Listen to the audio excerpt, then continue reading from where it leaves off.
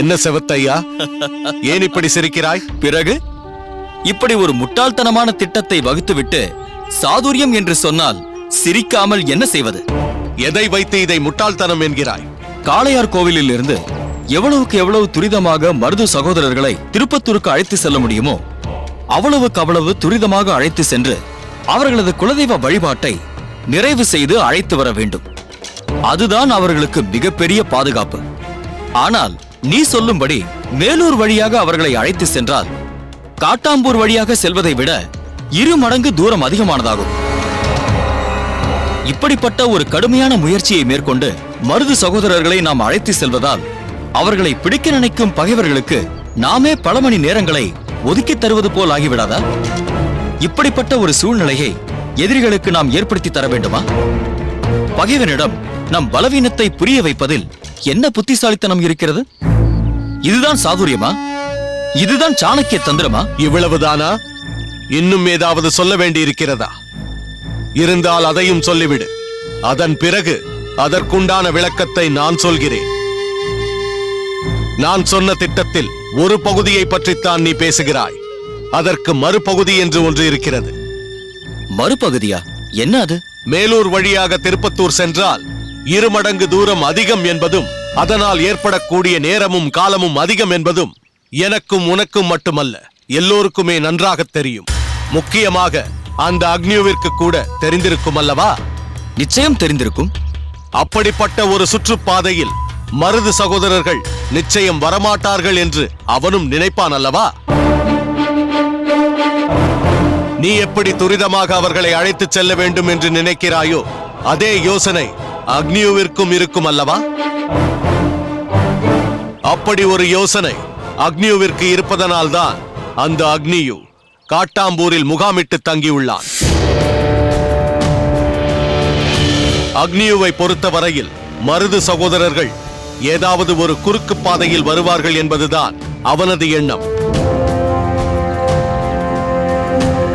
மேலூர் போன்ற ஒரு சுற்றுப்பாதையை தேர்ந்தெடுப்பார்கள் என்று அவன் ஒருபோதும் நினைத்து கூட பார்க்க மாட்டான். இப்படி எதிரிகள் எதிர்பார்க்காத ஒரு வழியில் மருது சகோதரர்களை அழைத்துச் செல்வதுதான் புத்திசாலித்தனமாகும், சாதுரியமாகும், சாணக்கிய தந்திரமாகும். இப்படிப்பட்ட திட்டம்தான் அவர்களுக்கு தகுந்த பாதுகாப்பாக இருக்கும் என்று நான் தீர்மானித்திருப்பது எப்படி முட்டாள்தனமாகும்? அந்த அக்னியுவின் எதிர்பார்ப்புப்படி குறுக்கு பாதையில் திருப்பத்தூருக்கு மருது சகோதரர்களை அழைத்துச் செல்வதுதான் முட்டாள்தனமான செயலாகும். நாம் புத்திசாலித்தனமாக செயல்பட வேண்டுமானால் அந்த அக்னியுவின் வியூகத்திற்கு நேர்மாறாக செயல்பட வேண்டும். மருது சகோதரர்கள் மேலூர் வழியாக போவதுதான் அவர்களுக்கு பாதுகாப்பு. இது மட்டும் எனது திட்டம் அல்ல. இத்தோடு இன்னொரு விஷயத்தையும் நாம் கடைபிடிக்க வேண்டும். எக்காரணத்தை கொண்டும் மருது சகோதரர்கள் படைபலத்தோடு அங்கு வரக்கூடாது.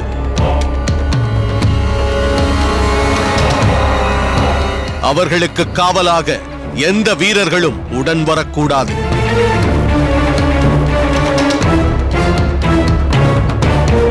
பட்டமங்கலத்தாரே, தாங்கள் சொல்வது எப்படி இருக்கிறது தெரியுமா? படுகுழி என்பது தெரிந்தும் அதில் தானாக போய் விழுவது போல் இருக்கிறது. மருது சகோதரர்கள் எப்பொழுது அகப்படுவார்கள் என்று எதிர்பார்த்து கொண்டிருக்கும் எதிரிகளுக்கு மத்தியில் எந்த பாதுகாப்பும் இல்லாமல் செல்வது எப்படி இருக்கிறது தெரியுமா? எலிக்காக வைக்கப்பட்ட பொறியில் அது தானாக சென்று அகப்பட்டுக் கொள்வதைப் போல் இருக்கிறது பட்டமங்கலத்தார் சொல்லும் கருத்து. ஏன் இப்படி சொல்கிறீர்கள்? பிறகென்ன? ஆங்கிலேயர்களுக்கு சிம்ம சொப்பனமாக விளங்கிக் கொண்டிருப்பவர்கள் மருது சகோதரர்கள். அப்படிப்பட்டவர்களை எப்படியாவது அழித்தே தீருவேன் என்று கங்கணம் கட்டிக்கொண்டு அலைந்து கொண்டிருக்கிறான் அந்த அக்னியோ. அதற்காக பல வியூகங்களை வகுத்து அதற்குரிய ஆட்களை அங்கங்கு நியமித்து இருக்கிறான் அந்த அக்னியோ. இந்த நிலையில் அவர்கள் படைபலமோ பக்கபலமோ இல்லாமல் சென்றால் அது அந்த அக்னியுவிற்கு எளிதாகி விடாதா? எந்த இடையூறுமின்றி எளிதாக அவர்களை பிடித்துவிட மாட்டானா? அந்த அக்னியு நியமித்திருக்கும் ஆட்களை விட நம்மிடம் இருக்கும் ஆட்கள் அதிகமாக இருந்தால் தானே தகுந்த முறையில் மருது சகோதரர்களை நாம் பாதுகாக்க முடியும். நீங்கள் என்னவென்றால் எந்த பாதுகாப்பும் வேண்டாம் என்கிறீர்களே.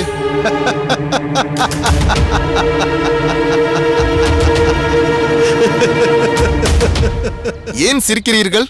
பிறகு உங்கள் நிலையை எண்ணி சிரிக்காமல் என்ன செய்வது? மருது சகோதரர்களை பற்றி நீங்கள் என்ன நினைத்துக் கொண்டிருக்கிறீர்கள்? அவர்களை பாதுகாப்பது அவர்களுடைய படைபலமோ, நீங்களோ, அல்லது என்னை போன்ற அம்பலக்காரர்களோ என்று நினைத்துக் கொண்டிருக்கிறீர்களா? அவர்களுக்கு பாதுகாப்பு அவர்களேதான். 1000 பேர் வந்தாலும் அவர்களை எப்படி சமாளிக்க வேண்டும் என்ற வீரமும் விவேகமும் மருது சகோதரர்களுக்கு நிறையவே உண்டு. அதை நாங்களும் ஒப்புக்கொள்கிறோம். அதற்காக படைபலமே இல்லாமல் செல்வது நமது பலவீனத்தை பறைசாற்றுவதாகிவிடும். வீணாக ஒரு விஷ பரீட்சையில் ஈடுபடுவது போல் ஆகிவிடும். அதனால் இந்த யோசனையை நிராகரிப்பதுதான் நல்லது. ஞானமுத்து, வீரப்பா, சற்று பொறுமையாக இருங்கள். வல்லத்தரையா, எதைக் கொண்டு மருது சகோதரர்கள் எந்த பாதுகாப்பும் இல்லாமல் செல்ல வேண்டும் என்கிறாய்?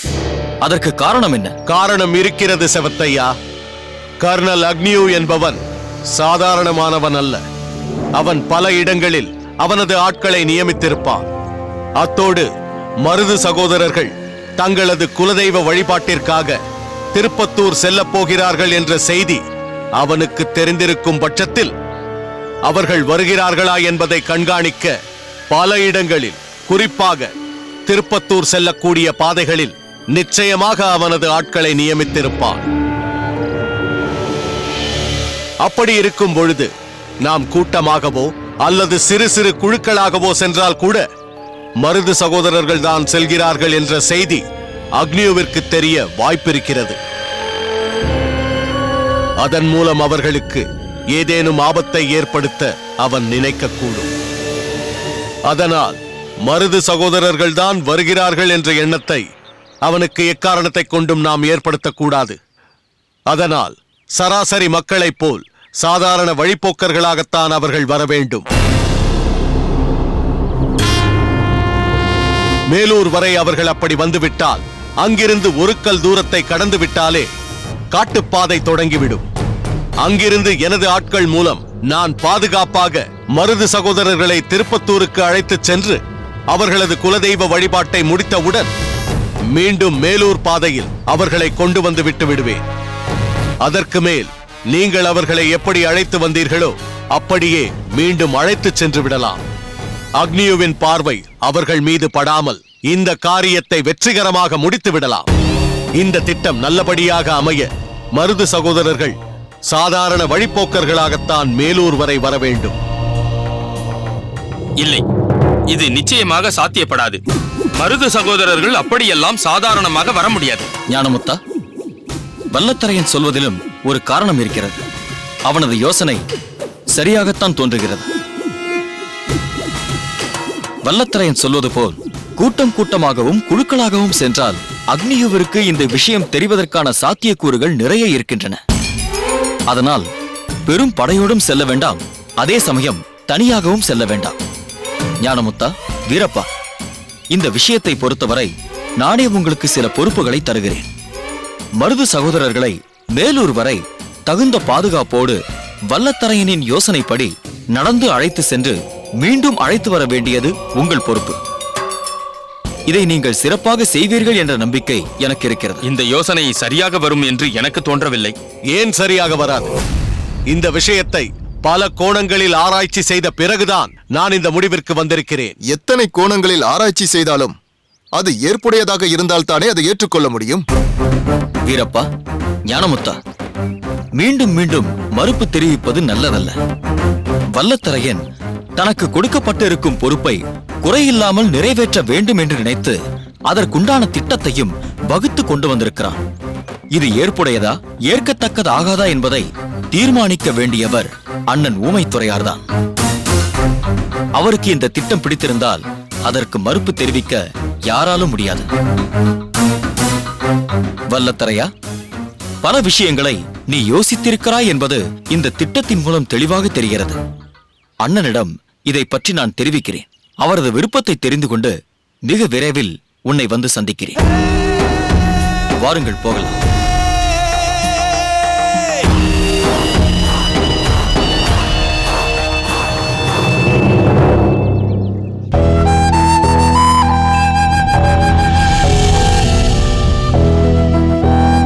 வீரம்மா, வள்ளியம்மை எப்படி இருக்கிறாள்? ஏதோ இருக்கிறார்கள். எங்கள் மீது ஏற்பட்டிருக்கும் கோபம் வள்ளியம்மைக்கு இன்னும் தணியவில்லையா? அந்த கோபம் தணிய வேண்டும் என்றுதான் அம்மா நானும் இன்று வரை போராடிக் கொண்டிருக்கிறேன். ஆனால் அதற்கான சுவடே தெரியவில்லை. எந்த இடத்தில் அன்பு அதிகமாக இருக்கிறதோ அந்த அன்புக்கு எதிராக ஒரு சிறு கீறல் ஏற்பட்டாலும் அதுவே பெரும் பூகம்பமாக மாறிவிடும். அப்படி ஒரு சூழ்நிலையில்தான் வள்ளியம்மையும் இருக்கிறாள். உன் தாய் வள்ளியம்மை பார்ப்பதற்குத்தான் மிகவும் ஆக்ரோஷமானவளாக தெரிவாள். ஆனால் அவளுக்குள் எத்தகைய இரக்க உணர்வு இருக்கிறதென்று எனக்குத்தான் தெரியும். அந்த இரக்க குணமுள்ள வள்ளியம்மைத்தான் நான் அதிகமாக பார்த்திருக்கிறேன். என்று என் அண்ணனை, உன் தந்தையை என் கணவர் கொன்றுவிட்டார் என்று சொன்னார்களோ அதன் பிறகு இன்று வரை நான் வள்ளியம்மையை பார்க்கவே இல்லை. என் கணவர் உன் தந்தையை கொன்றுவிட்டு எங்கோ சென்று தலைமறைவாகிவிட்டார் என்ற செய்தியை கேட்டவுடனே என் கணவரை தேட வேண்டும் என்ற எண்ணத்தை விட இந்த சூழ்நிலையில் வள்ளியம்மை எப்படி இருக்கிறாளோ என்று அவளை பார்க்கத்தான் முதலில் ஓடினேன். ஆனால் அவள் அந்த வீட்டின் வாயிற்படியை கூட என்னை மிதிக்க விடவில்லை. காரணம், அவள் என்னை சுமங்கலியாக பார்க்க மாட்டாளாம், அமங்கலியாகத்தான் பார்ப்பாளாம். இதுதான் அவளிடமிருந்து நான் கேட்ட கடைசி குரல். அந்த குரல் இன்னும் அங்கு ஒலித்துக் கொண்டுதானம்மா இருக்கிறது. எங்கள் வீடு முழுவதும் எங்கு திரும்பினாலும் எங்கள் அம்மாவின் பழி என்னும் குரல்தான் ஒலித்துக் கொண்டிருக்கிறது. வல்லத்தரையன் இப்படி இருப்பது கூட எனக்கு வருத்தமில்லை. அம்மா இப்படி இருப்பதுதான் எனக்கு வேதனையாக இருக்கிறது. எப்போது பார்த்தாலும் பாகனேரி மீது பகை, பழி என்று அதையே மீண்டும் மீண்டும் சொல்லிக் கொண்டிருக்கிறார்கள். நானும் துரைசாமி மாமாவும் அவரை மாற்ற வேண்டும் என்று எவ்வளவோ முயற்சி செய்தும் அவரது கோபம் சற்றும் தணியவில்லை. தனியாது வீரம்மா, தனியாது. அது அவ்வளவு எளிதில் தணிந்து விடாது. பாகனேரியும் பட்டமங்கலமும் இணை பெரியாத உறவுக்காரர்களாக வாழ்ந்ததைக் கண்டு ஏதோ திருஷ்டிப்பட்டிருக்கிறது. அதனால்தான் பாகனேரியும் பட்டமங்கலமும் பகை நாடுகளாக பிரிந்து கிடக்கிறது. அந்த திருஷ்டியை எப்படி கழித்து அதை சரி செய்ய போகிறேன் என்று தெரியவில்லையே அம்மா. நிச்சயம் சரியாகிவிடும் அம்மா. காணாமல் போன கல்யாணியின் தந்தை எங்களுக்கும் தந்தை போன்றவர்தான். அவர் திரும்பி வந்தால் அனைத்தும் சரியாகிவிடும். உண்மை என்ன என்பது நிச்சயம் இந்த உலகத்திற்கு புரியும். அந்த நம்பிக்கையில் தான் அம்மா இன்னமும் நான் வாழ்ந்து கொண்டிருக்கிறேன். அவர் நிச்சயம் திரும்பி வர வேண்டும் என்றுதான் கோயில் கோயிலாக சென்று என் வேண்டுதலை சொல்லி அதை தீர்த்து வைக்கும்படி வேண்டுகிறேன் அம்மா. இந்த அவப்பெயர் என்னோடு போய்விட வேண்டும். அது என் பிள்ளைகளை எந்த வகையிலும் பாதிக்க கூடாது. அதனால் அவர்களுக்கு ஏதும் நேர்ந்துவிடக் கூடாது என்றுதான் அம்மா இறைவனை வேண்டிக் கொண்டிருக்கிறேன். வாளுக்கு வேலி மிகவும் நல்லவன் அம்மா. அவன் வல்லத்தரையனை சிறு வயதில் பழகிய அதே நண்பனாகத்தான் பார்க்கிறான். ஆனால் வல்லத்தரையனோ தன் தந்தையை கொன்றவனின் மகன் என்ற பார்வையிலேயே பார்க்கிறான். அந்த பழி அவன் மீதிருந்து மாற வேண்டும் என்றால் வாளுக்கு வேலியின் தந்தை நிச்சயம் திரும்பி வரத்தான் வேண்டும். அம்மா, நீங்கள் இருவரும் எப்போதோ நடந்த பிரச்சனையை மீண்டும் மீண்டும் பேசி மேலும் ஏன் சோகத்தை ஏற்படுத்துகிறீர்கள்? இந்த பிரச்சனைகளை எல்லாம் மறக்க வேண்டும் என்றுதானே அம்மா நீங்கள் இந்த கோயிலுக்கு வந்தீர்கள். 20 வருடங்களுக்கு பிறகு இப்போதுதான் நீங்கள் இவர்களை பார்க்கிறீர்கள். அவர்களும் இப்போதுதான் உங்களை பார்க்கிறார்கள். இவ்வளவு நாட்களுக்கு பிறகு பார்க்கும் ஒருவரிடம் என்னம்மா, எப்படி இருக்கிறாய், என்ன சாப்பிடுகிறாய் என்று உற்சாகமாக உபசரிப்பதை விட்டுவிட்டு சோக கதையை பேசிக் கொண்டிருக்கிறீர்களே. நான் வேண்டுமானால் பேசட்டுமா? வீரம்மாள் தானே உங்கள் பெயர்? கல்யாணி, என்ன அவளை பெயர் சொல்லி அழைக்கிறாய்? சரி, வீரம்மாள் அக்கா தானே உங்கள் பெயர்? ஆமாம். வீட்டில் எல்லோரும் சௌக்கியமாக இருக்கிறார்களா? உங்களுக்கு 2 தம்பிகள் இல்லையா? ஆமாம். ஒருவரை பற்றி எனக்கு நன்றாக தெரியும். கேள்வியும் பட்டிருக்கிறேன். அவர் பெயர் வல்லத்தரையர் தானே? இன்னொருவர் உங்கள் இளைய தம்பி. அவர் சற்று பாவம் போல் தெரிகிறதே. யார்? வைரமுத்தனா? ஓ, அவர் பெயர் வைரமுத்தனா? உனக்கு தெரியாதா? எனக்கு எப்படி தெரியும்? நீதானே கல்யாணி விருந்து மண்டபத்தில் அவர்களுக்கு விருந்து பரிமாறினாய்? ஆமாம், ஏதோ அண்ணன் சொன்னாரே என்று பரிமாறினேன். அவர் யார், அவர் பெயர் என்ன, அவர் ஊர் என்ன, இதெல்லாம் தெரிந்து கொண்டா பரிமாற முடியும்? ஆமாம், அந்த வைரமுத்து எப்படி இருக்கிறது? என்ன நீ பெயரை சொல்லி அழைக்கிறாய்? அவன் உன்னை விட பெரியவன். வேறு எப்படி சொல்வது? வைரமுத்து அண்ணா என்று சொல். அண்ணா என்றெல்லாம் சொல்ல மாட்டேன். உங்கள் இளைய தம்பி எப்படி இருக்கிறார்? நன்றாக இருக்கிறான். அவரை நான் மிகவும் விசாரித்ததாக சொல்லுங்கள். சொல்கிறேன். அம்மா சாதாரண பெண் அல்ல, மிகவும் சுட்டியாக இருக்கிறாள். இவளை எனக்கு மிகவும் பிடித்திருக்கிறது. கல்யாணியை எங்கள் வீட்டிற்கு அழைத்து செல்ல வேண்டும் என்று ஆசையாக இருக்கிறது. அழைத்து செல்லுங்கள். வருவதற்கு நான் தயாராக இருக்கிறேன். கல்யாணி, இப்போதுதான் இவ்வளவு பிரச்சனைகளை பற்றி பேசிக் கொண்டிருந்தோம். அனைத்தையும் கேட்டுவிட்டு அவர்கள் வீட்டிற்கு போவதற்கு தயாராக இருக்கிறேன் என்கிறாயே. அம்மா, பிரச்சனைகள் அனைத்தும் மொத்தமாக தீர வேண்டும் என்றால் நான் அவர்கள் வீட்டிற்கு செல்ல வேண்டும். கல்யாணி, நீ என்ன சொல்கிறாய்? ஆமம்மா, நாங்கள் இருவரும் ஒருவரை ஒருவர் இப்போதுதான் நேருக்கு நேராக பார்த்தோம். ஆனால் அதற்குள் இப்படிப்பட்ட ஒரு அன்பு எங்களுக்குள் ஏற்பட்டு விட்டதல்லவா? அதேபோல் நான் அந்த வீட்டிற்குள் சென்றேன் என்றால் இப்போது இவர்கள் சொன்னார்களே, எப்போதும் அந்த வீட்டிற்குள் பகை பகை என்ற சத்தம்தான் கேட்டுக்கொண்டிருக்கிறது என்று அதையெல்லாம் சரி செய்து விடுவேன் அம்மா. அவர்களின் கோபத்தை அப்படியே தணித்து விடுவேன். அப்படி சொல் கல்யாணி. நீ ஒருத்தியாவது என் அம்மாவின் கோபத்தை தணிப்பேன் என்று நம்பிக்கையோடு சொல்கிறாய் பார். இது ஒன்றே எனக்கு போதும். வெகு விரைவில் எங்கள் வீட்டிற்கு உன்னை அழைத்து செல்கிறேன், போதுமா? அது போதும் எனக்கு. அம்மா, வண்டி தயாரா இருக்கு.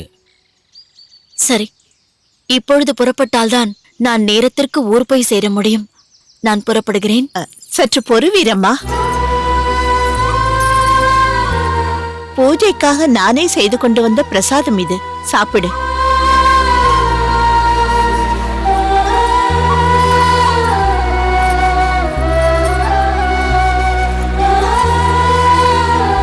ஆஹா, என்ன சுவை! அம்மா, பிரசாதம் மிகவும் சுவையாக இருக்கிறதம்மா. உங்கள் கைவண்ணத்தை பற்றி சொல்ல வேண்டுமா என்ன? நான் சிறுவயதில் எத்தனை முறை உங்கள் வீட்டில் சாப்பிட்டு இருக்கிறேன். 20 வருடங்களுக்கு பிறகும் உங்கள் கைப்பக்குவம் அப்படியே இருக்கிறது. இந்தா, எடுத்து செல். என்ன அப்படியே கொடுக்கிறீர்கள்? நீதானே இப்போது சொன்னாய், இவ்வளவு சுவையான பிரசாதத்தை சாப்பிட்டு 20 வருடங்களாகிறது என்று. வெகு விரைவில் நீ என் வீட்டிற்கு வர வேண்டும். தலைவாழை இலை போட்டு நான் உனக்கு விருந்து வைக்க வேண்டும் என்று இங்கு எழுந்தருளியிருக்கும் அம்மனை வேண்டிக் கொள். இந்தா, பெற்றுக்கொள். சரி அம்மா, நான் வருகிறேன். கல்யாணி, வரட்டுமா?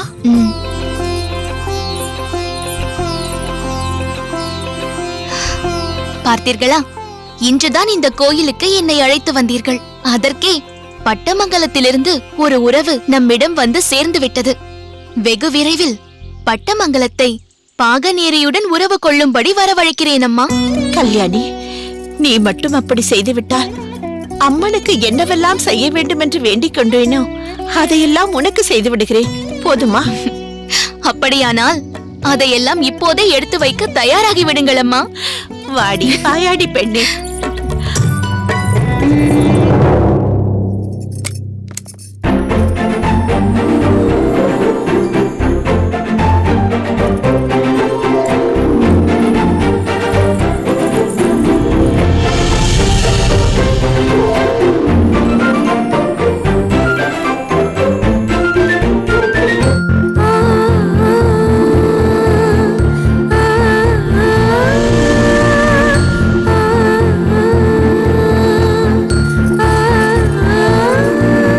இருக்கிறது? மிகவும் நன்றாக இருக்கிறது அத்தை. உனக்குதான். அத்தை, இது உங்கள் நகை. இனிமேல் இந்த நகை உனக்குத்தான். ஏண்டி பஞ்சவர்ணம், உன்னை எங்கெல்லாம் தேடுவது? எப்போது பார்த்தாலும் அத்தை அத்தை என்று இங்கே வந்து புகுந்து கொள்கிறாயே. வள்ளியம்மை செய்ய வேண்டிய வேலை எவ்வளவு இருக்கிறது. அதை செய்ய விடாமல் தொல்லை கொடுத்து கொண்டிருக்கிறாயே. பாருங்கள் அத்தை, அம்மா இப்படித்தான் எப்போதும் என்னை ஏதாவது சொல்லிக் கொண்டே இருக்கிறார். இது என்ன? வள்ளியம்மையின் நகையை வாங்கி போட்டுக் கொண்டாயா? கழற்றாதே. அண்ணி, இருக்கட்டும். நான் தான் அதை பஞ்சவர்ணத்திற்கு போட்டுவிட்டேன். வள்ளியம்மை, இது அம்பலக்காரர் குடும்பத்திற்கே உரிய பாரம்பரிய நகை அல்லவா? வழி வழியாக அடுத்து வரும் அம்பலக்காரரின் மனைவிக்கு பட்டத்தை சூட்டும் வகையில் கொடுக்கும் ஆபரணம் அல்லவா? இதை போய் இவள் கழுத்தில் அணிவித்திருக்கிறாயே.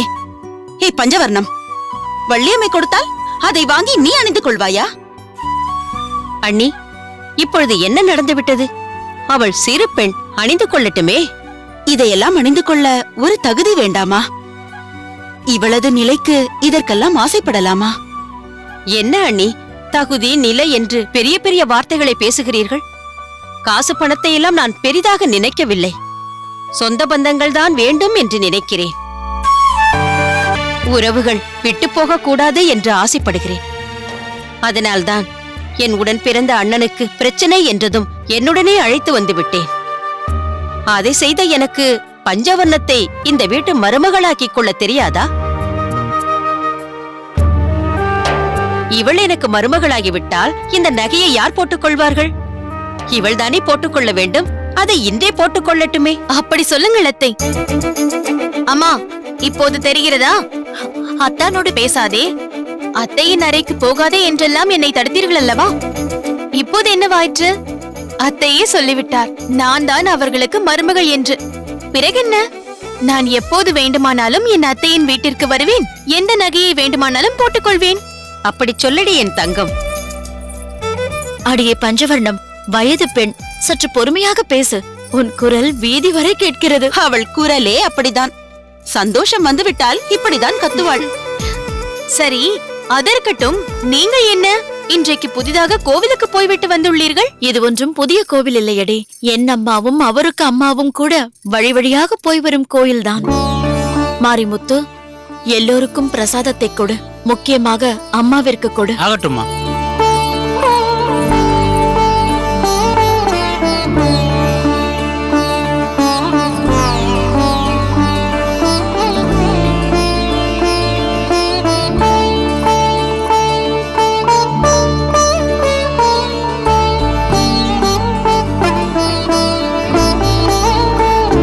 ஆஹா, தேவாமிர்தமாக இருக்கிறது.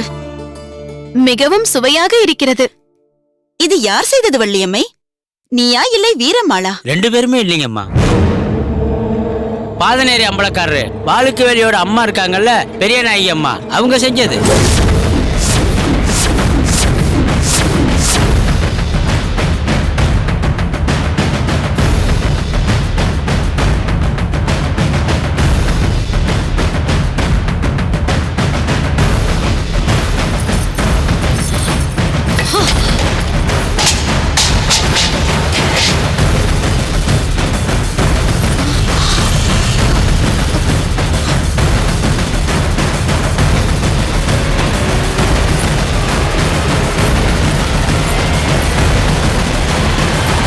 என்னம்மா ஆயிற்று? ஏனடி, உனக்கு எவ்வளவு துணிச்சல் இருந்தால் அந்த பிரசாதத்தை நம் வீட்டிற்கு எடுத்து வருவாய்? அவர்கள்தான் கொடுத்தார்கள் அம்மா. அவள் கொடுத்தால் நீ எப்படி அதை வாங்கலாம்? பிரசாதம் என்று சொல்லி விஷத்தை கொண்டு வந்து கொடுப்பாளடி அவள். போதும் அம்மா. எப்பொழுது பார்த்தாலும் அவர்களை பற்றி தவறாக பேசுவதே உங்களுக்கு பழக்கமாகிவிட்டது. பெரிய நாயகி அம்மா என்னை பார்த்ததும் எவ்வளவு பாசமாக பேசினார்கள் தெரியுமா? ஓ, உன்னிடம் பாசத்தை பொழிந்தாளா? அதில் உன் மனம் உருகிவிட்டதா? அதனால்தான் அவள் கொடுத்ததை அப்படியே வாங்கி வந்து விட்டாயா? அதில் என்னம்மா தவறு? அவர்கள் உங்கள் மீது கூட எவ்வளவு மரியாதை வைத்திருக்கிறார்கள் தெரியுமா? எப்படியாவது உங்களை கண்டு பேச துடிக்கிறார்கள். இப்பொழுதும் அவர் பழைய பெரிய நாயகியாகத்தான் இருக்கிறார். அவள் இருப்பாளடி, இருப்பாள். ஏன் இருக்க மாட்டாள்? அவள் கணவன் எங்கோ எப்படியோ மறைந்து வாழ்ந்தாலும் அவர் இன்னும் உயிரோடுதான் இருக்கிறார் என்பது அவளுக்கு தெரிந்திருக்கும் அல்லவா? அதனால்தான் அவள் பழைய தெம்போடு அப்படியே இருக்கிறாள். ஆனால் நான் என் கணவர் இல்லை என்று தெரிந்தும் இந்த கோலத்தில் இருக்கிறேனே, எனக்கு தாரடி அந்த வலி தெரியும். அம்மா, நீங்கள் சொல்வது போல் அப்பாவை வாளுக்கு வேலியின் தந்தை கொன்றது உண்மையாக இருந்தாலும் அதற்கு பெரிய நாயகி அம்மா என்ன செய்வார்? இதில் அவருக்கு என்ன சம்பந்தம் இருக்கிறது? பாவம் அம்மா அவர். நான் அமங்கலி கோலம் கொள்ள வேண்டிய நிலை ஏற்பட்டு விட்டதே, அதற்கு நான் மட்டும் என்னடி பாவம் செய்தேன்? எனக்கு இந்த நிலை ஏற்பட்டிருக்கும் போது அவள் மட்டும் எப்படி நிம்மதியாக இருக்கலாம்? அம்மா, வீரம்மா, மீண்டும் மீண்டும் அவளை பற்றி பேசி என் கோபத்தை கிளறாதே. பெரிய நாயகி காட்டிய பாசத்தில் நீ உருகி போய்விட்டாய். அங்கேயே சென்று அவளுக்கு சேவை செய்து கொள். இந்த அம்மாவை மறந்துவிடு.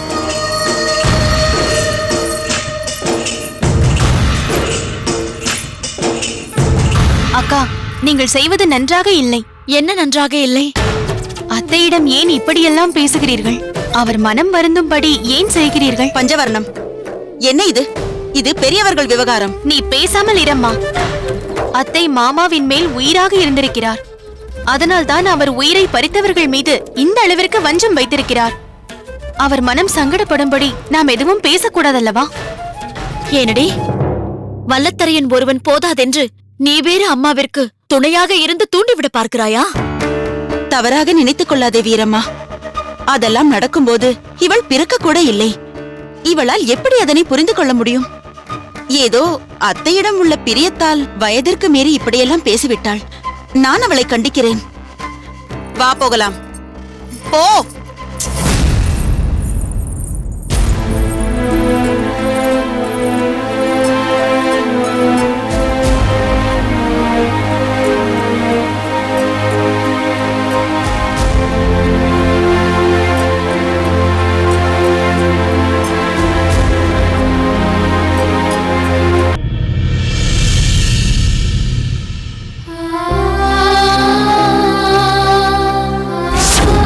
நாட்டியத்தின் மூலாதாரமே சலங்கைதான் வடிவு. அந்த சலங்கை ஏற்படுத்தும் ஓசைதான் ஒவ்வொரு நாட்டியக்காரிக்கும் உயிர் மூச்சாக இருக்கிறது. அந்த வகையில் சலங்கை எனக்கு ஒரு வரப்பிரசாதம் போன்றது.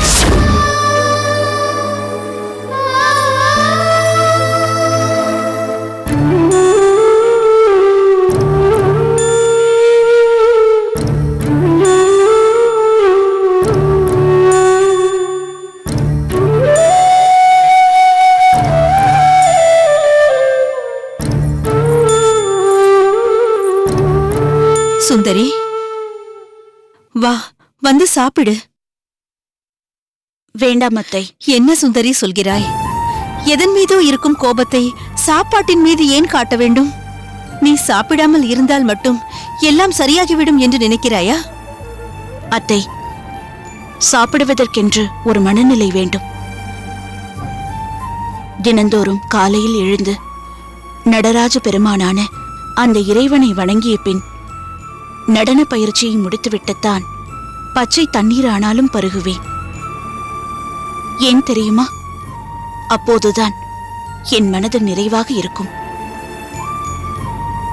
சுந்தரியின் கால்களில் சலங்கை இல்லாமல் இருப்பதும் இந்த உடலில் உயிர் இல்லாமல் இருப்பதும் ஒன்றுதான் அத்தை. இது எனக்கு நானே கொடுத்துக் கொள்ளும் தண்டனை.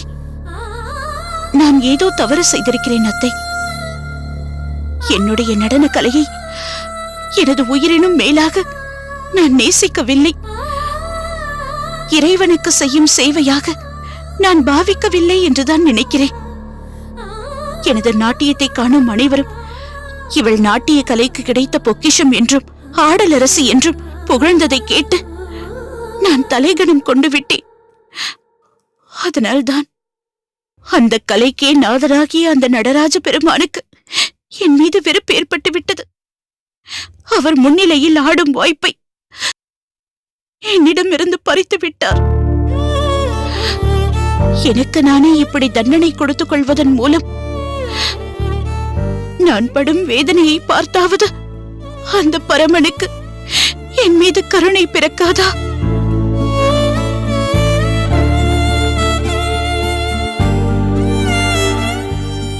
கருணை பிறந்து விட்டது சுந்தரி.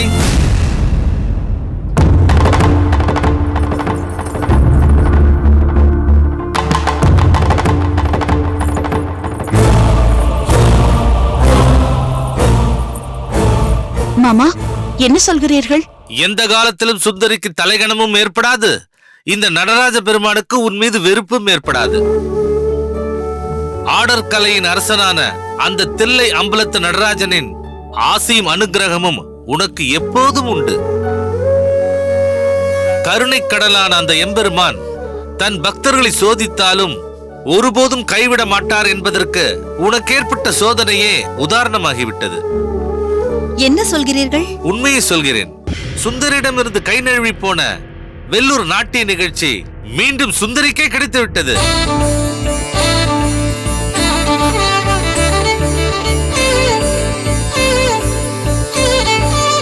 இது என்னால் நம்பவே முடியவில்லை. நம்ப வேண்டிய கட்டாயம் ஏற்படும் போது நம்பித்தானே ஆக வேண்டும்.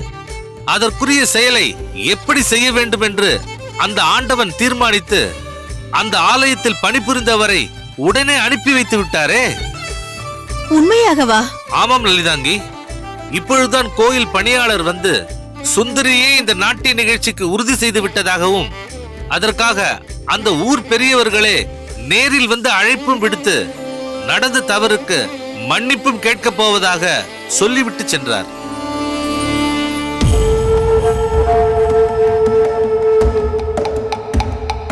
என்னம்மா வடிவு, அன்று ஏதேதோ சொன்னாயே. பக்தியோடு இருப்பவர்களுக்கு மதிப்பில்லை, பகட்டாக இருப்பவர்களுக்கு பலதும் கிடைக்கும் என்று சொன்னாயே, இப்பொழுது பார்த்தாயா? சுந்தரி கோவில் திருவிழாவில் நாட்டியம் ஆடக்கூடாது என்று தன் அதிகாரத்தை வைத்து தடுக்க முயன்றான் அந்த கர்ணல் அக்னியு. ஆனால் சுந்தரியின் பக்தியை உணர்ந்து அதை முறியடித்து விட்டான் இறைவன். இனி சுந்தரி வெள்ளூர் கோயிலில் நடனமாடுவதில் எந்த தடையும் இல்லை.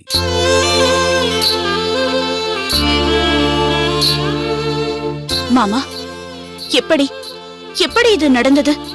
எதனால் அவர்கள் இப்படி ஒரு முடிவிற்கு வந்தார்கள்? வெள்ளூர் ஊர் தலைவர்களை பயமுறுத்தி அந்த ஜம்புலிங்கம் இந்த நிகழ்ச்சியை எப்படியாவது பறிக்க பார்த்தான். இதற்கு அந்த ஊர் தலைவர்கள் சம்மதித்ததற்கான காரணம் கர்னல் அக்னியுவின் மீது உள்ள பயம். அதே பயம்தான் இப்பொழுது மீண்டும் அந்த நிகழ்ச்சியை நமக்கு பெற்று தந்திருக்கிறது. யார் மீது இருக்கும் பயம்? பாகநீர் அம்பலக்காரர் வாளுக்கு வேலியின் மீது உள்ள பயம்.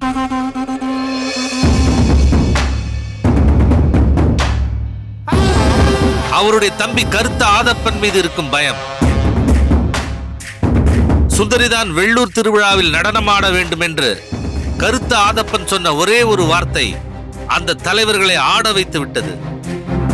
மீண்டும் நமக்கு வாய்ப்பு கிடைத்து விட்டது. நம் வாழ்வாதாரம் வளமாகிவிட்டது. இவை அனைத்திற்கும் அந்த கருத்த ஆதப்பன் தான் காரணம். கருத்த ஆதப்பனா? ஆமாம். சுந்தரியினால் அவமதிக்கப்பட்ட அந்த கர்ணல் அக்னியு அவளை எப்படியாவது அவமானப்படுத்த வேண்டும் என்று அவனது அடியாட்களை இங்கு அனுப்பி வைத்த போது ஆபத் பாந்தவன் போல் இங்கு வந்தது அந்த கருத்த ஆதப்பன் தான். அக்னியின் அடியாட்கள் தலைதிருத்து ஓடினார்களே, அதற்கு காரணமும் அதே கருத்த ஆதப்பன் தான்.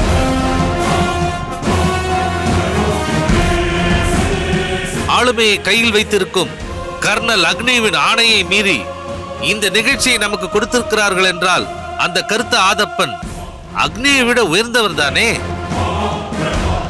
வாளுக்கு வேலி அனைவரையும் விட உயர்ந்தவர். வாளுக்கு வேலியின் தம்பியான கருத்த ஆதப்பன் ஒரு வார்த்தை சொல்லி அதை மீறக்கூடிய துணிச்சல் இந்த சுற்று வட்டாரத்தில் எந்த அம்பலக்காரர்களுக்கு இருக்கிறது? ஒரு சில அம்பலக்காரர்களும் மக்களும் அந்த அக்னியின் பேச்சை கேட்டு அதன்படி நடப்பதற்கு காரணம் அவன் எந்த நேரத்தில் என்ன செய்வானோ என்ற பயம். அதே அம்பலக்காரர்களும் மக்களும் வாளுக்கு வேலியின் பேச்சை கேட்டு நடப்பதற்கு காரணம் நம் நலனுக்காக எதையும் செய்யக்கூடியவர் அந்த வாளுக்கு வேலி என்ற பக்தி. பயமா பக்தியா, காப்பவனா அழிப்பவனா என்று பார்க்கும் பொழுது மக்கள் எதை ஏற்பார்கள்? நம்மை காக்கும் தெய்வத்தை தானே முதலில் நேசிப்பார்கள். அதுதான் இப்பொழுது நடந்திருக்கிறது. வாளுக்கு வேலியின் தம்பி கருத்த ஆதப்பனின் வார்த்தையை யாரும் மீற முடியவில்லையே. தீமை செய்வதற்கு 1000 பேர் இருந்தாலும் நல்லது செய்வதற்கு வாளுக்கு வேலியை போல் ஒருவர் நிச்சயம் இருப்பார். நீங்கள் சொல்வதை பார்த்தால் மக்கள் அந்த வாளுக்கு வேலியை கடவுளாகவே மதிக்கிறார்கள் போல் தெரிகிறதே. அதில் தவறொன்றும் இல்லை வடிவு. கடவுளை நாம் தனியாக உணர வேண்டும் என்ற அவசியம் இல்லை. நல்ல உள்ளங்கள் மூலமாக நாம் அதை உணரலாம். அப்படிப்பட்ட நல்ல உள்ளம் படைத்தவர்தான் அந்த வாளுக்கு வேலி. ஒரு நல்ல உள்ளம் மட்டுமே இருந்து என்ன மாமா உபயோகம்? அம்பலக்காரரில் பலர் அந்த கர்னல் அக்னியோவிற்கு அடிமையாகத்தானே கிடக்கிறார்கள். கோடி நட்சத்திரங்கள் வானத்தில் மின்னினாலும் ஒரே ஒரு சூரியன் தானே சுடர்விட்டு பிரகாசிக்கிறது. அந்த சூரியனை போன்றவன் தான் இந்த வாளுக்கு வேலி. அவர் ஒருவர் மட்டும் போதும் இந்த தமிழகத்தை தலைநிவர செய்வதற்கு. தமிழர்களின் உரிமை, தமிழ் பெண்களின் மானத்தை பறிக்க நினைக்கும் பகைவர்களுக்கு சிம்ம சொப்பனமாக விளங்குகிறார் அந்த வாளுக்கு வேலி. அந்த அக்னியு நமக்கு எந்த இடையூறு வேண்டுமானாலும் ஏற்படுத்தட்டும். அதிலிருந்து நம்மை பாதுகாக்க வாளுக்கு வேலி சகோதரர்கள் நமக்கு பக்கபலமாக இருக்கும் பொழுது நாம் ஏன் நம்ம பரங்கிகளை பற்றி கவலைப்பட வேண்டும்? போ சுந்தரி, உன் மனதில் உள்ள பாரத்தை எல்லாம் அந்த பரமனின் பாதத்தில் சமர்ப்பணம் செய்துவிட்டு மீண்டும் பழைய சுந்தரியாக உற்சாகத்தோடு உலாவா. முதலில் உன் உண்ணாவிரதத்தை முடித்துக்கொள். வெள்ளூர் திருவிழாவிலே நமது நாட்டியம் தான் நடக்க போகிறது என்ற மன நிம்மதியோடு இரு. லலிதா, சுந்தரியை அழைத்து சென்று அவளுக்கு ஏதாவது சாப்பிட. சரி, வா சுந்தரி, வா.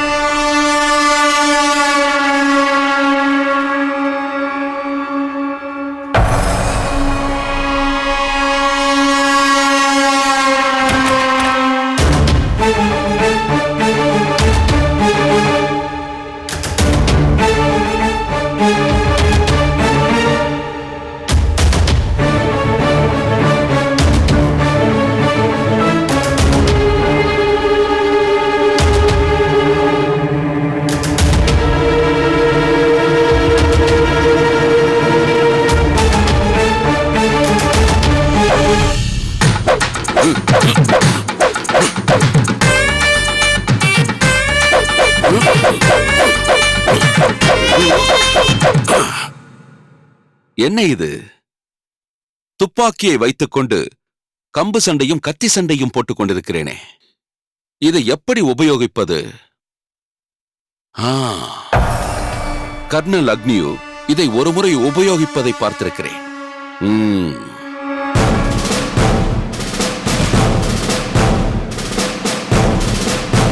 இதுவும் நன்றாக இல்லை.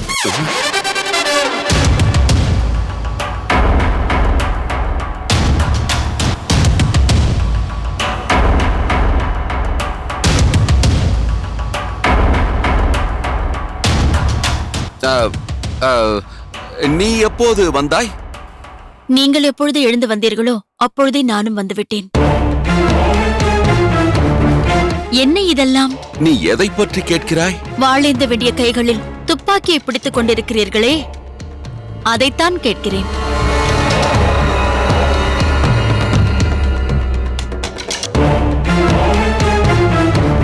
நீங்கள் ஏதோ தவறு செய்து கொண்டிருக்கிறீர்கள், அது மட்டும் எனக்கு நன்றாக தெரிகிறது.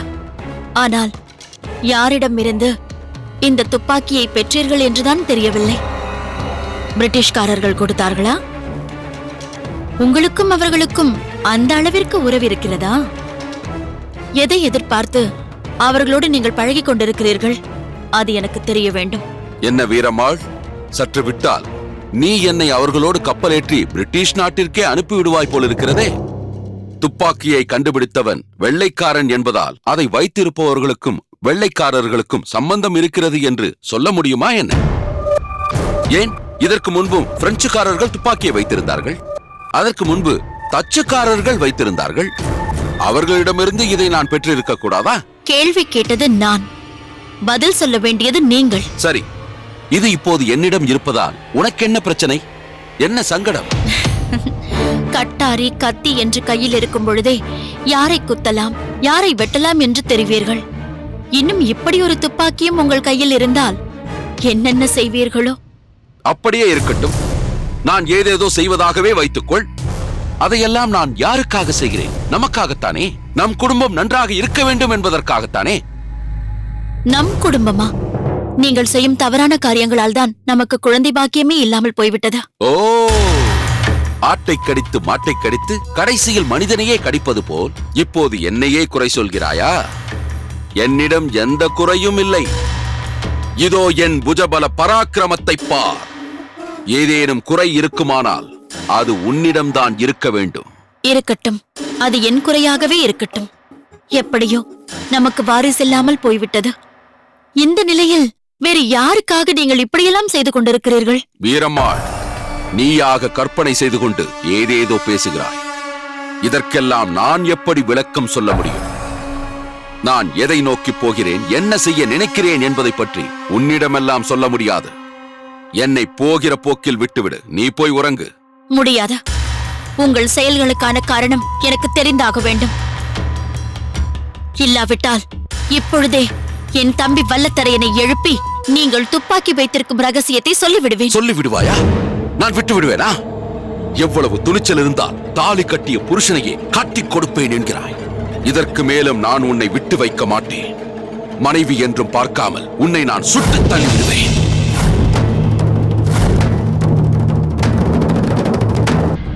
என்ன நின்று விட்டீர்கள்?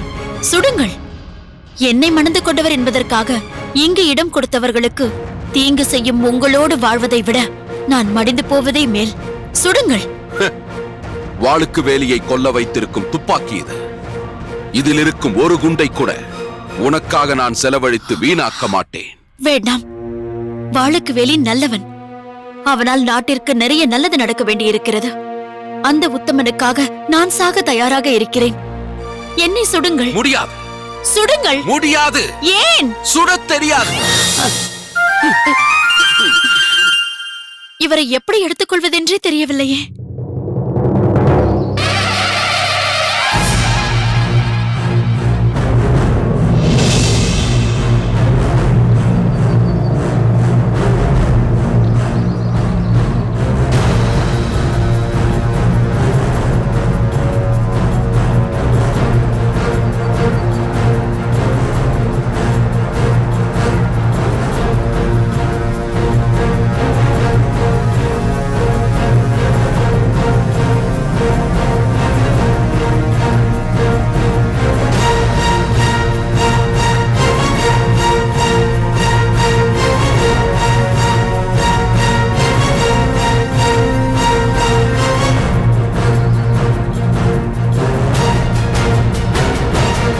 அதப்பா, பயிற்சியின் போது மேலோட்டமாக நான் ஈட்டியை வீச மாட்டேன்.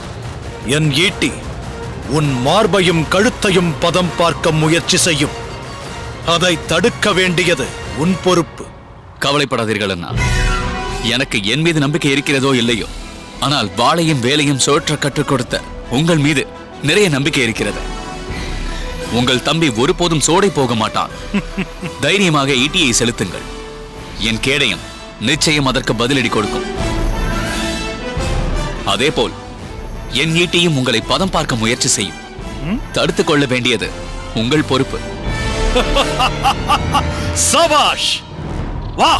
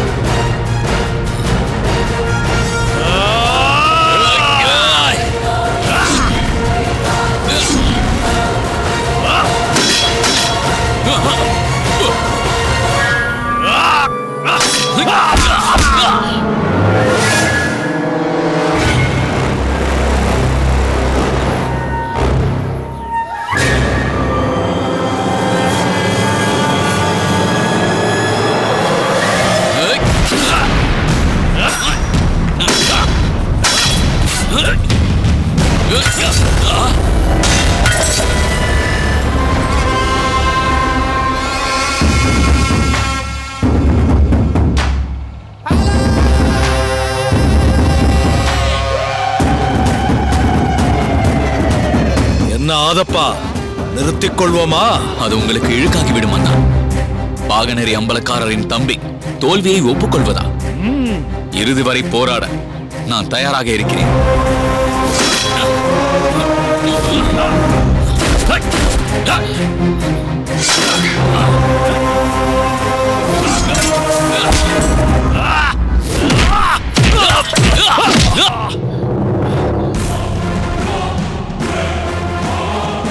ஆஹா, அற்புதம் அற்புதம்!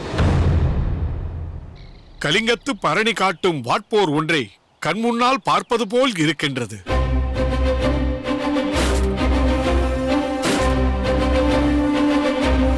வணக்கம் வெள்ளையரே. வணக்கம். வணக்கம். இதென்ன வாளுக்கு வேலி? இப்போது போய் ஆயுத பயிற்சியில் ஈடுபட்டு இருக்கிறாய்?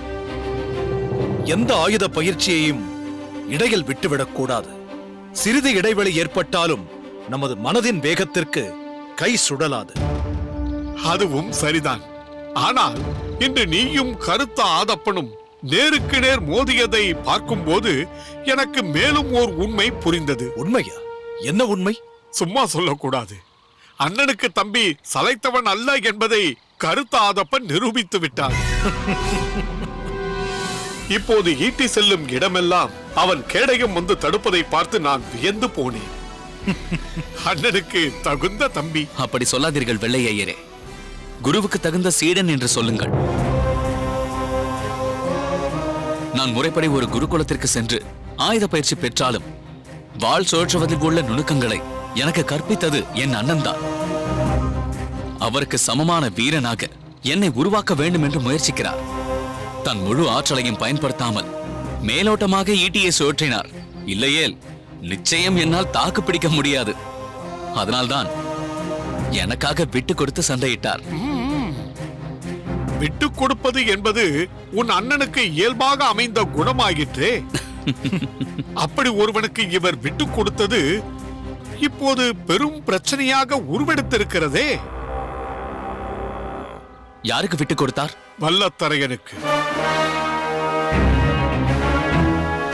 எதை விட்டு கொடுத்தார்? சித்ரா பௌர்ணமி அன்று திருப்பத்தூர் வரும் மருது பாண்டியர்களை பாதுகாக்கும் பொறுப்பை தான் சொல்கிறேன். அதுதான் உறுதியாக தீர்மானிக்கப்பட்டு பட்டமங்கலத்து அம்பலக்காரரிடம் ஒப்படைக்கப்பட்டு விட்டதே. அந்த விவகாரம் நடந்தபோது நீங்களும் தானே அங்கே இருந்தீர்கள். எந்த சூழ்நிலையில் அண்ணன் அந்த பொறுப்பை விட்டு கொடுத்தாக வேண்டிய கட்டாயம் ஏற்பட்டது என்பதை நீங்கள் அறிய மாட்டீர்களா என்ன? பொறுப்பை கொடுத்து விட்டால் எல்லாம் முடிந்து விட்டது என்ற அர்த்தமா?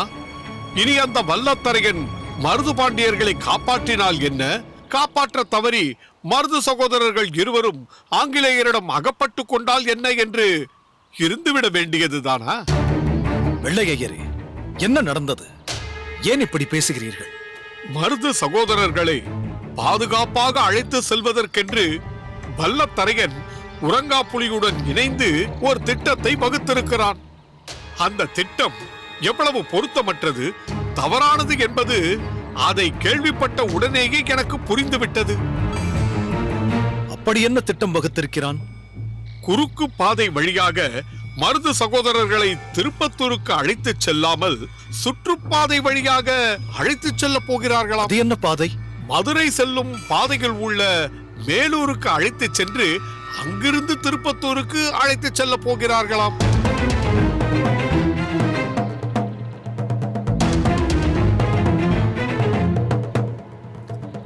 என்ன அண்ணா இது? ஏன் இப்படி ஒரு திட்டத்தை தீட்டியிருக்கிறார்கள்? இது பயண தூரத்தை அதிகமாக்கும், தேவையற்ற ஆபத்தையும் ஏற்படுத்தும். அது மட்டுமல்ல, வெள்ளையனுக்கு அதிகமான நேரத்தை கொடுத்து மிக எளிதாக வழியில் மடக்கி பிடிக்க வழிவகுத்து கொடுத்தது போலாகும். இதைவிட பலவீனமான திட்டத்தை வேறு எவராலும் வகுக்க முடியாது. இது கூட பரவாயில்லை. அவர்கள் வகுத்திருக்கும் திட்டத்தின் மற்றொரு சாராம்சத்தை கேள்விப்பட்டால் மயக்கம் வந்து கீழே விழுந்து விடுவீர்கள். அப்படி என்ன சாராம்சம் அது? ஞானமுத்து வீரப்பனை தவிர மருது சகோதரர்களுக்கு பாதுகாப்பாக வேறு யாரும் வரக்கூடாதாம். பாதுகாப்பு படையினர் தேவையே இல்லை என்று சொல்லிவிட்டார்களாம். ஏன்? பாதுகாப்பு படை வருவதால் பட்டமங்கலத்தாருக்கு என்ன பிரச்சனையோ? பாதுகாப்பு படையோடு மருது சகோதரர்கள் வந்தால் வெள்ளையர்களுக்கு சந்தேகம் வந்து விடுமாம். அதனால் வழியில் எங்கும் எந்த வீரர்களும் இருக்கக்கூடாது என்பது இந்த திட்டத்தின் சிறப்பம்சம். முட்டாள்தனம்.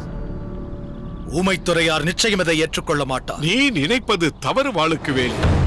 ஊமைத்துறையார் இந்த திட்டத்திற்கு ஒப்புதல் கொடுத்து விட்டார். வல்லத்தரையனின் திட்டப்படி செயல்பட அவனுக்கு முழு அதிகாரமும் கொடுத்து விட்டார். அண்ணா, என்ன இது? திட்டத்தை கேட்கும் போதே அது எவ்வளவு பாதுகாப்பற்றது என்பது தெள்ளத் தெளிவாக புரிகிறது. இதை போய் எப்படி சரியான திட்டம் என்று ஊமைத்துறையார் ஏற்றுக்கொண்டார்? அதுதான் எனக்கும் குழப்பமாக இருக்கிறது. நீங்கள் சென்று ஊமைத்துறையாரை சந்தித்து இதில் உள்ள சிக்கல்களை விளக்குங்கள். அது என்னால் முடியாது ஆதப்பா. ஏன்? ஊமைத்துறையாரை நாம் அனைவரும் நமக்கு வழிகாட்டும் தலைவராக மனப்பூர்வமாக ஏற்றுக்கொண்டோம். அவர் எடுத்த முடிவினை மாற்ற நினைப்பது தவறு. அதற்காக தலைமை தவறு செய்தால் அதை சுட்டிக்காட்ட வேண்டியது நம்முடைய கடமை அல்லவா? ஊமைத்துறையார் எடுத்த முடிவினை தவறானது என்று நாம் எப்படி தீர்மானிக்க முடியும்? நமக்கு தெரியாத ஏதோ ஒரு சிறப்பு இந்த திட்டத்தில் அவருக்கு புலப்பட்டிருக்க கூடும். அதற்கு ஏதோ ஒரு காரணமும் இருக்கும். வல்லத்தரையன் வகுத்த திட்டத்தில் உள்ள சில குறைபாடுகள் நமக்கே தெரிகிறது என்றால் பல குறைபாடுகள் ஊமைத்துறையாருக்கும் தெரியும். அதனால் தலைமை ஒரு விஷயத்தை இப்படித்தான் என்று தீர்மானித்த பிறகு நாம் அதில் தலையிடக்கூடாது. நமக்கு முதலில் தலைமையிடம் நம்பிக்கை வேண்டும். தலைமை சொல்வதை அப்படியே பின்பற்றி நடக்கும் பக்குவம் வேண்டும். அப்படியானால் சரியோ தவறோ, பாதுகாப்பானதோ பாதுகாப்பற்றதோ, எப்படி இருந்தாலும் முழு மனதோடு ஏற்றுக்கொள்வோம். மருது சகோதரர்களின் விஷயத்தில் வல்லத்தரையன் என்ன செய்யப் போகிறான் என்பதை பொறுத்திருந்து பார்ப்போம்.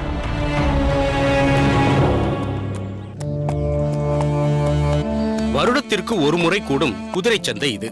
இப்போதும் சில பகுதிகளில் குறுநில மன்னர்களாக இருப்பவர்களும் இங்கு வந்துதான் தமக்கு தேவையான குதிரைகளை வாங்குகிறார்கள். அதற்காகத்தானே எப்போது குதிரை சந்தை கூடும் என்று நாம் காத்திருக்கிறோம். அந்த நாள் வந்தவுடனே ஆவலோடு இங்கு வந்து விடுகிறோம். ஆனாலும் என்ன பயன்? இந்த ஆண்டு போதுமான பொருளோடு வந்தும் தேவையான குதிரைகளை வாங்க முடியவில்லையே. அரேபிய குதிரைகள் இன்னும் வந்து சேரவில்லை என்றுதான் சொல்லிவிட்டார்களே. வணக்கம் சிறுகுடி அம்பலத்தாரே. வணக்கம் சிலம்ப நாட்டு அம்பலத்தாரே.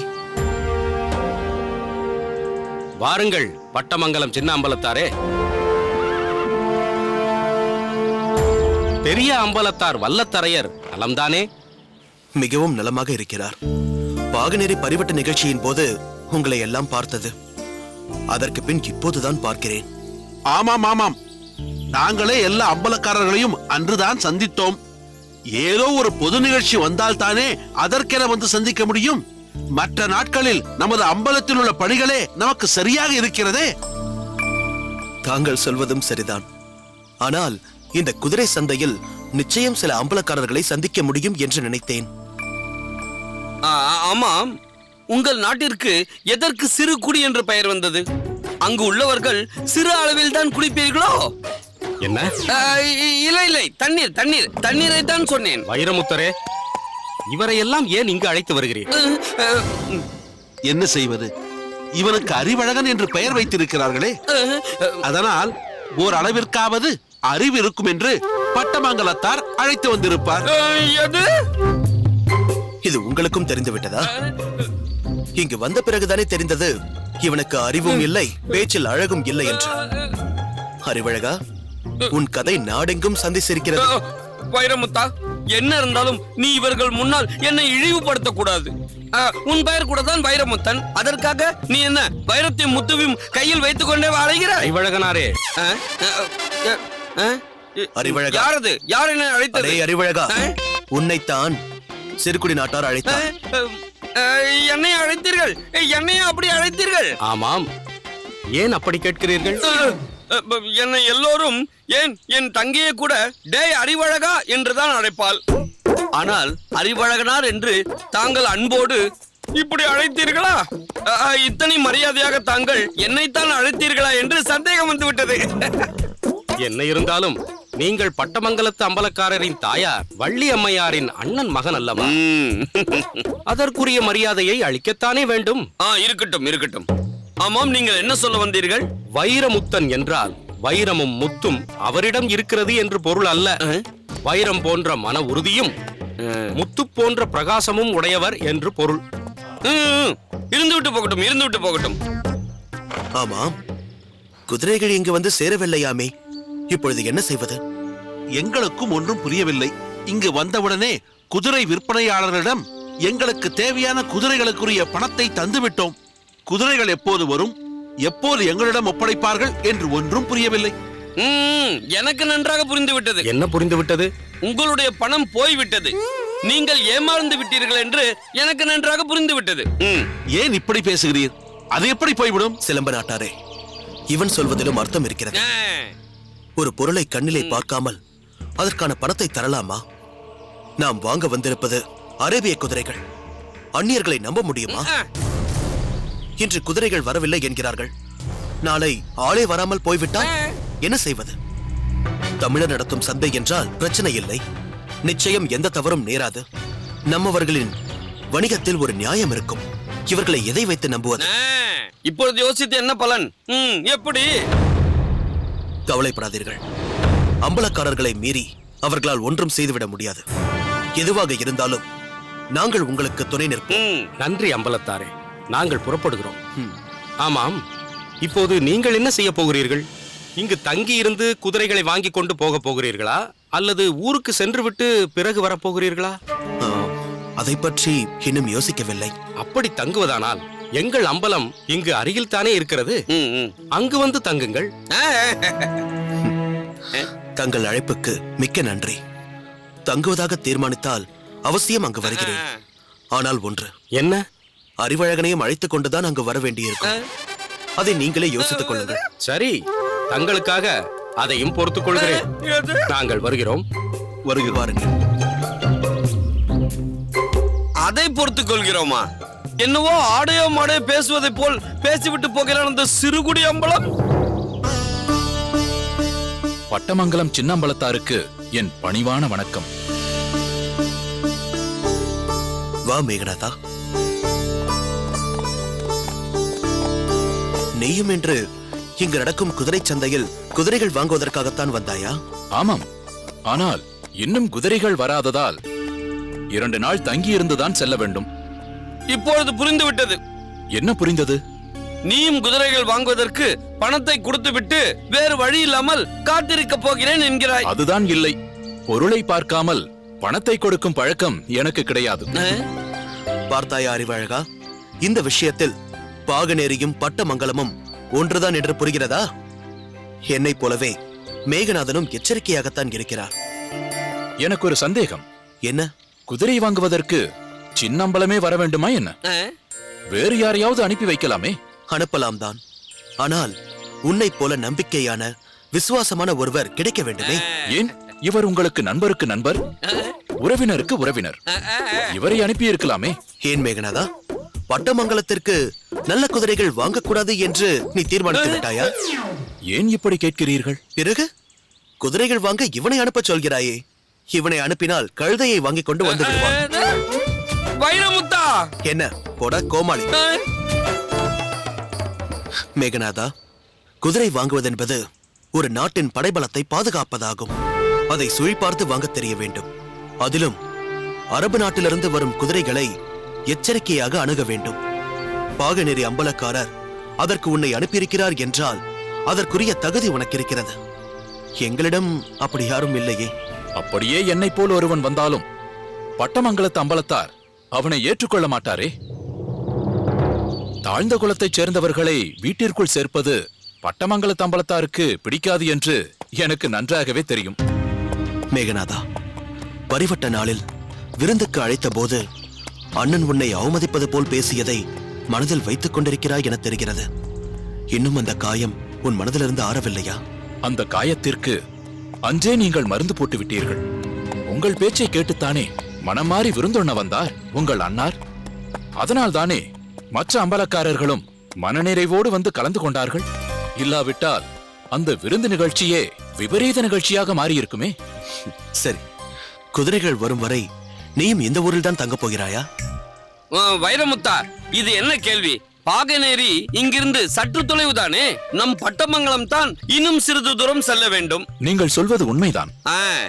ஆனால் நான் பாகனேரிக்கு போக போவதில்லை. இங்குதான் தங்க போகிறேன். ஏன்? என் மனைவியின் தாய் வீடு இந்த ஊரில் தான் இருக்கிறது. ஓ, அப்படியா? ஆமாம். வைரமுத்தா, அப்படி என்றால் நாமும் சிறிது நேரம் அங்கு சென்று ஓய்வெடுக்கலாமே. இதை நீயாக சொன்னால் எப்படி? மேகநாதன் அல்லவா அழைக்க வேண்டும்? நாங்கள் தாழ்ந்தவர்கள், நீங்கள் அம்பலக்காரர்கள். எங்கள் வீட்டிற்கெல்லாம் நீங்கள் வருவீர்களா? வருவதென்ன? உனக்கு ஆட்சேபனை இல்லை என்றால் உன் வீட்டில் உணவே அருந்துவோம்.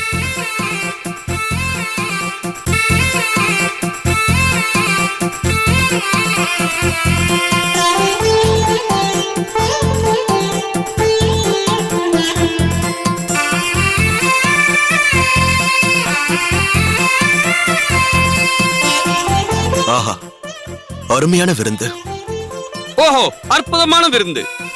வகை வகையான காய்கறிகள், விதவிதமான உணவு வகைகள். அறிவழகா. இல்லை, நீயே பாராட்டு. மேகநாதா, இந்த விருந்தில் எந்த சுவை இல்லை என்றே என்னால் சொல்ல முடியவில்லை. வகைக்கு ஒன்றாக எல்லா சுவையையும் தரும் உணவுகளை உன் மனைவி சமைத்திருக்கிறாள். ஒரே வார்த்தையில் சொல்வதென்றால் இதுதான் அறுசுவை விருந்து. ஆனால் ஒரு சுவை குறைந்திருக்கிறதே. அது இல்லாமல் தானே சமைப்பார்கள். அது என்ன சுவை? கசப்பு. அதுவும் இருக்கிறது. ஆனால் நீங்கள் அதை உணரவில்லை. அதெப்படி? இப்பொழுது நீங்கள் சாப்பிட போகும் ரசம் வேப்பம்பூ ரசம்.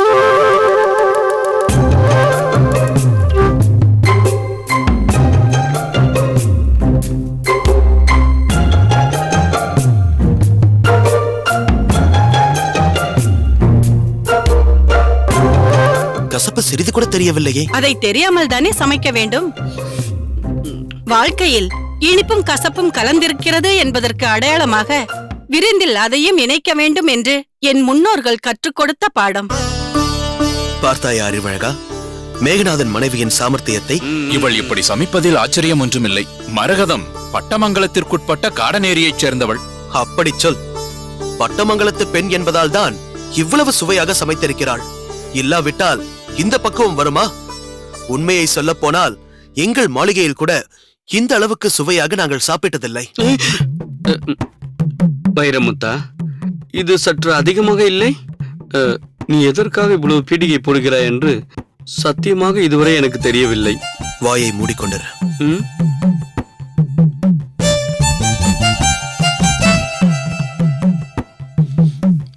சாப்பிடவில்லையா?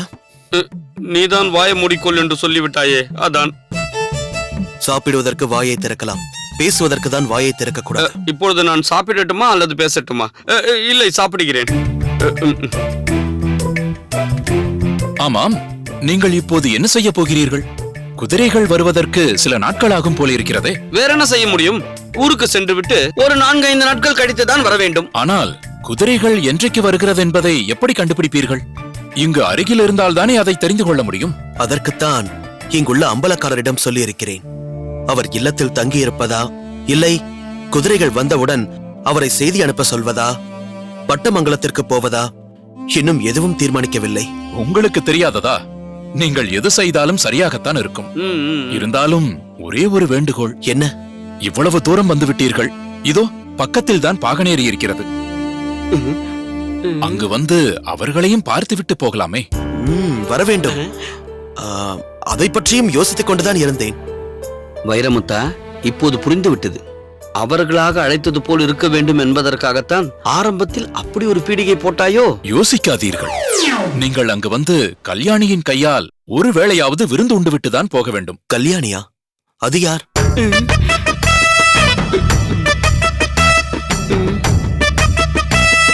மகா நடிகனடா நீ. கல்யாணி யார் என்று தெரியாததை போல் எத்தனை பாவனை காட்டுகிறாய். ஏன் இப்படி கேட்கிறீர்கள்? கல்யாணி பாகனேரி அம்பலக்காரரின் தங்கை. அவர்கள் தானே அன்று நீங்கள் சாப்பிட விருந்திற்கு ஏற்பாடு செய்திருந்தார். நீங்கள் உணவருந்த போகிறீர்கள் என்று பார்த்து பார்த்து பக்குவமாக சமைத்தார். கல்யாணியின் கைப்பக்குவம் உங்களுக்கு பிடிக்கவில்லையா? அப்படி சொல்வேனா? பட்டமங்கலம் விருந்துக்கு பாகனேரி விருந்து குறைந்து விடுமா? அடடடடா, போதுண்டா. என்ன டாவா? அது அடடாவில் உள்ள டா போதும் என்று சொல்ல வந்தேன். இதோ பாருங்கள், நீங்கள் இருவரும் இந்த அளவிற்கு வற்புறுத்தி அழைப்பதால் நான் வருகிறேன். ஆமாம் ஆமாம், நீ வரவில்லை என்றுதான் அவர்கள் வழிமேல் விழி வைத்து காத்து கொண்டிருக்கிறார்கள். காத்திருக்க வேண்டியவர்கள் காத்திருப்பார்கள். யாரை சொல்கிறீர்கள்? பொதுவாக சொன்னேன். பாகனேரி அம்பலக்காரர்கள் வீட்டில் காத்திருப்பார்கள். அப்படியானால் நீங்கள் வருகிறீர்கள் என்ற செய்தியை பாகனேரிக்கு அனுப்பிவிடட்டுமா? நீங்கள் இந்த அளவிற்கு சொல்லிய பிறகு மறுக்க முடியுமா? ஆகட்டும்.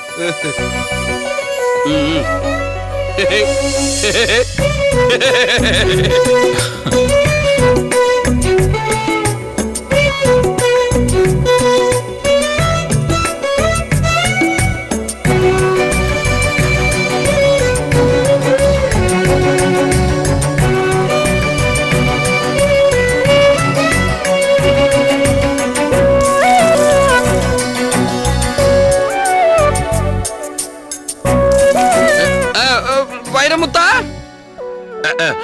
வைரமுத்தா, விருப்பம் இல்லாதது போல் பேசி அவர்களே வற்புறுத்தி அழைக்கும்படி செய்து விட்டாய். எப்படியும் பாகனேரிக்கு போவதென்று தீர்மானித்து விட்டாய், அப்படித்தானே? நான் எதற்கு போகிறேன் என்று உனக்கு தெரியாதா? சொல், தெரிந்து கொள்கிறேன். என் உயிர் நண்பன் ஒருவன் பாகனேரியில் இருக்கிறானே, அதுதான் கருத்தாதப்பன். அவனை பார்க்கத்தான் போகிறேன். கருத்தாதப்பனை பார்க்க போகிறேன் என்று கருத்தாகத்தான் பேசுகிறாய். வேறு எதற்கு என்று நீ நினைத்தாய்? அது கல்யாணியைத்தான் பார்க்க போகிறாய் என்று. இல்லை இல்லை, அப்படி சொல்ல வேண்டும் என்று நான் விரும்பவில்லை. சரி, உனக்கு விருப்பம் இல்லை என்றால் நீ பாகனேரிக்கு வராதே. அது எப்படி முடியும்? நீ கல்யாணியோடு 4-5 வார்த்தைகள் பேசும்பொழுது நான் அவள் தோழியிடம் ஓரிரு வார்த்தைகள் பேசக்கூடாதா? சரி, வேண்டாம், விட்டுவிடு. ஒரே ஒரு வார்த்தையாவது பேசிக் கொள்கிறேனே, அதுவும் வேண்டாமா? சரி சரி, பேசிவிட்டு போ. அறிவழகா, இன்று முதல் உன் வாழ்க்கையில் வசந்தம் சிறகடித்து பறக்க போகிறது.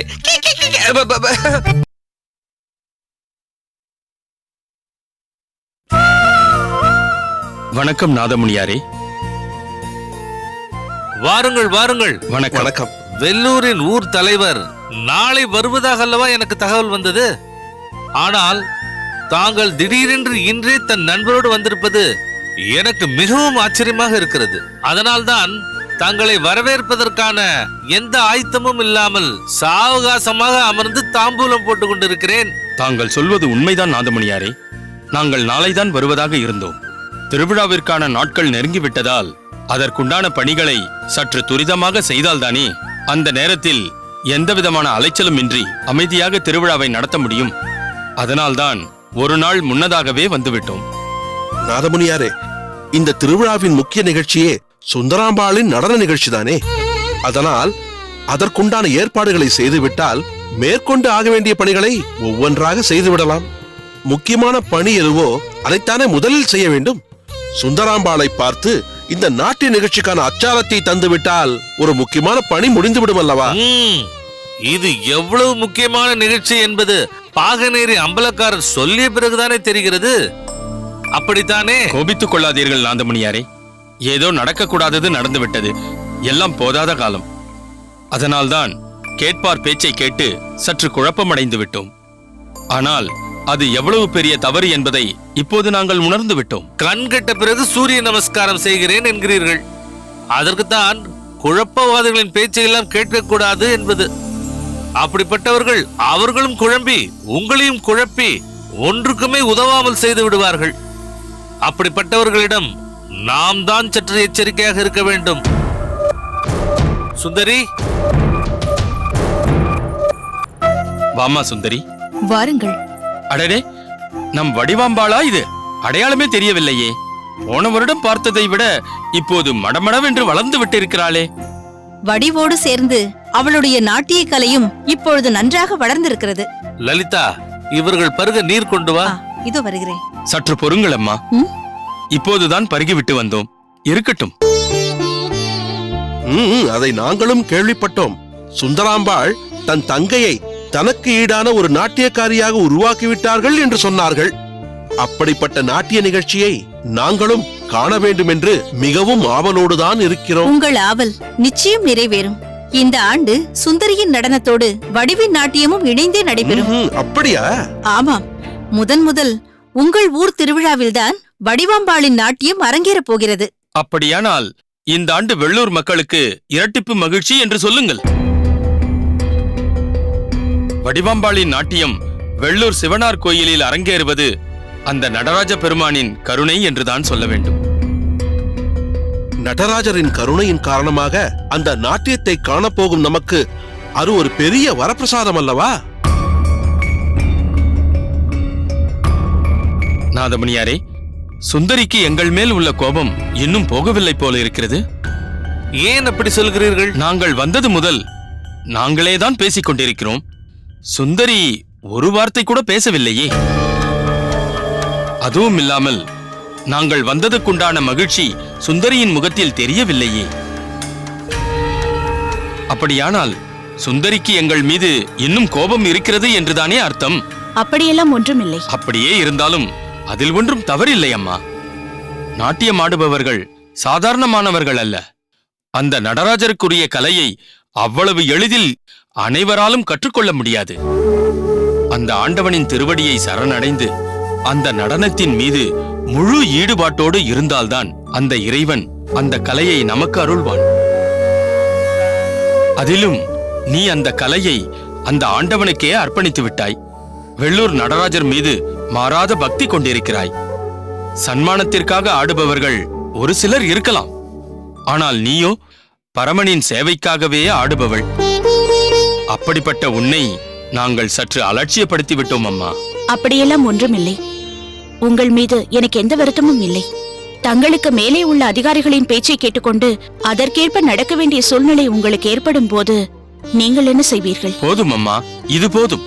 நீ எங்களை புரிந்து கொண்டால் அதுவே எங்களுக்கு போதும். இனி எங்கள் மனதில் எந்த பாரமும் இல்லாமல் நிம்மதியாக இருப்போம். வடிவு, உன்னுடைய நாட்டியத்தை காண நாங்கள் மிகவும் ஆவலாக இருக்கிறோம். அதுக்கு தக்கபடி உனது நாட்டியம் அமைந்து எங்கள் அனைவரையும் ஆச்சரியத்தில் ஆழ்த்திவிட வேண்டும். புரிகிறதா? நிச்சயமாக. இந்த வடிவு ஒரு காரியத்தை செய்ய முடிவு செய்துவிட்டால் அதில் நிச்சயம் பூரணத்துவம் இருக்கும். எதை செய்தாலும் அதை முழுமையாக செய்ய வேண்டும் என்று நினைப்பவள் நான். நீங்கள் வேண்டுமானால் பாருங்கள், உங்கள் ஊர்க்காரர்கள் அனைவரும் எனது நாட்டியத்தை பார்த்து அசந்து போகிறார்களா இல்லையா என்று. வடிவு, உனது தன்னம்பிக்கையை நான் பாராட்டுகிறேன். உன் லட்சியத்தில் வெற்றி பெற என் மனப்பூர்வமான வாழ்த்துக்கள். சரி, அதை கொண்டு வாருங்கள்.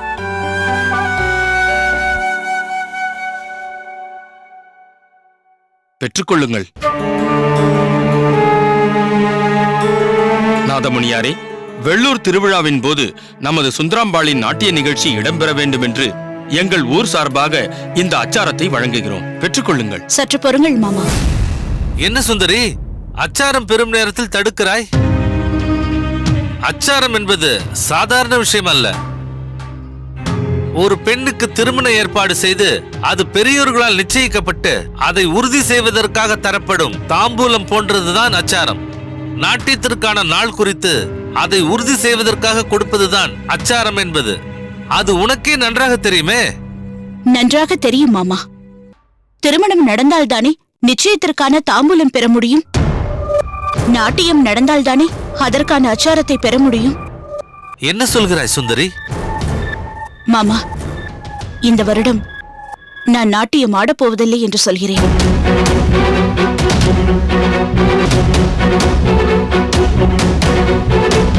அக்கா, நீயா இப்படி பேசுகிறாய்?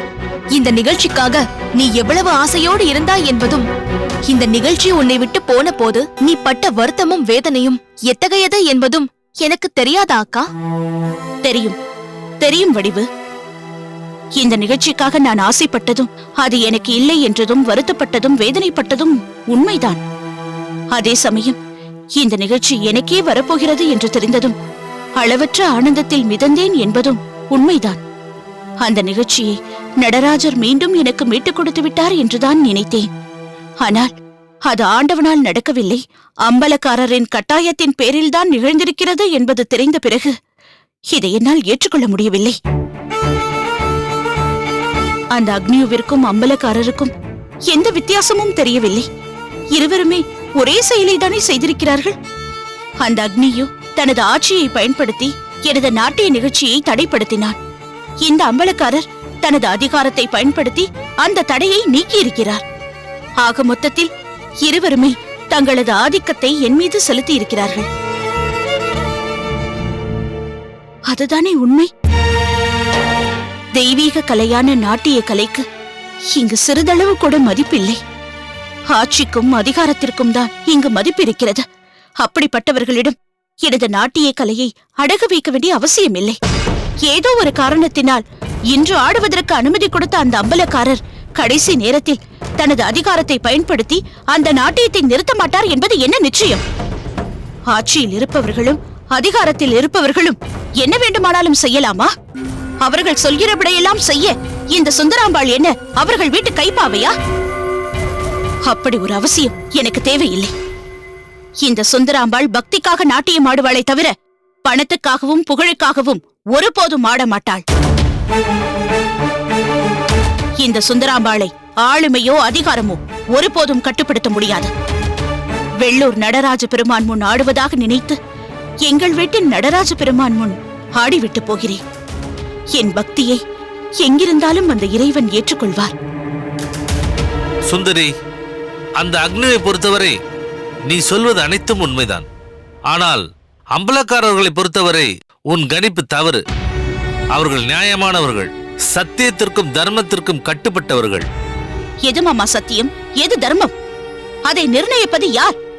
ஒருத்திக்கு கிடைக்க வேண்டிய வாய்ப்பை பறித்து மற்றொருத்திக்கு கொடுப்பதும், அவளுக்கு கிடைத்த வாய்ப்பை பறித்து எனக்கு மறுபடியும் கொடுப்பதும் தான் சத்தியமும் தர்மமுமா? அதிகாரத்தினாலும் ஆட்சியினாலும் செய்யப்படும் செயல்கள் ஒருவருக்கு தர்மமாகவும் மற்றவருக்கு அதர்மமாகவும் மாறுபடுகிறதே, ஏன்? நீ 1000 காரணங்களை சொன்னாலும் அந்த வாளுக்கு வேலியும் கருத்த ஆதப்பனும் என்னை பொறுத்தவரை மிகவும் நல்லவர்கள்தான். மாமா, நல்லவர்கள் கெட்டவர்களாக மாறுவதற்கு நீண்ட காலம் தேவையில்லை. ஆண்களை பொறுத்தவரை பெண்கள் வெறும் போக பொருளாகத்தான் கருதப்படுகிறார்கள். அதற்கு அந்த பாகனேரி நாட்டு அம்பலக்காரர்கள் மட்டும் விதிவிலக்கா என்ன?